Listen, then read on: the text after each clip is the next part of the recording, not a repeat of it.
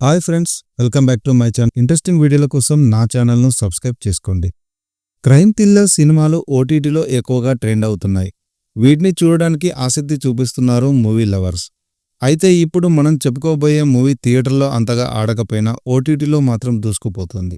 Kollywood serial killer movie White Rose ఓటీటీలోకి వచ్చింది. ఆనంది హీరోయిన్గా నటించిన ఈ మూవీ ఆహా ఓటీటీలో స్ట్రీమింగ్ అవుతుంది. తెలుగులో Zombie Reddy, bus stop, Sridevi, soda సెంటర్తో పాటు పలు సినిమాల్లో హీరోయిన్గా నటించింది ఆనంది. సర్వైకల్ క్రైమ్ థ్రిల్లర్గా తెరకెక్కిన white rose movie K. Rajasekhar దర్శకత్వం వహించారు. ఆనందితో పాటు ఆర్కే సురేష్ కీలక పాత్రలు పోషించారు. కిల్లర్ బారి నుంచి తన కూతురిని ఓ తల్లి ఎలా కాపాడుకుంది అనే ట్విస్ట్కు క్రైమ్ థ్రిల్లర్ ఎలిమెంట్స్ను జోడించి ఈ మూవీ తెరకెక్కింది. యథార్థ సంఘటనల నుంచి స్ఫూర్తి పొందుతూ ఈ కథను రాసుకున్నట్లు ప్రమోషన్స్లో డైరెక్టర్ చెప్పారు. స్టోరీలోకి వెళితే మధ్యతరగతికి చెందిన దివ్య తన భర్త అష్రఫ్తో సంతోషకరమైన జీవితం గడుపుతూ ఉంటుంది.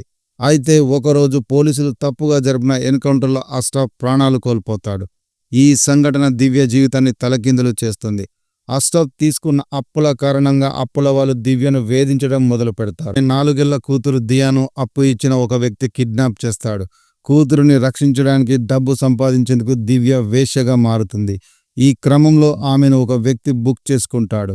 అయితే అతను ఒక సీరియల్ కిల్లర్ అని తెలియక అతని చేతిలో చిక్కుకుంటుంది దివ్య. ఈ హంతకుడు పిల్లలను లక్ష్యంగా చేసుకొని నేరాలు చేస్తుంటాడు.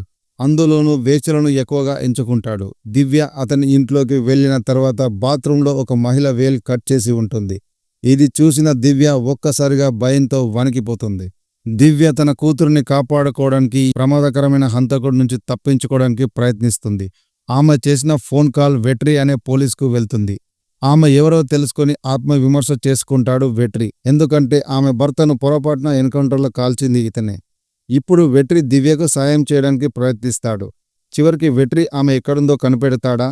ఆ సైకో ఆమెను ఏమైనా చేస్తాడా? తన కూతుర్ని ఆమె కాపాడుకుంటుందా అనే విషయాలు తెలుసుకోవాలంటే ఈ సినిమాను మిస్ కాకుండా చూడాల్సిందే.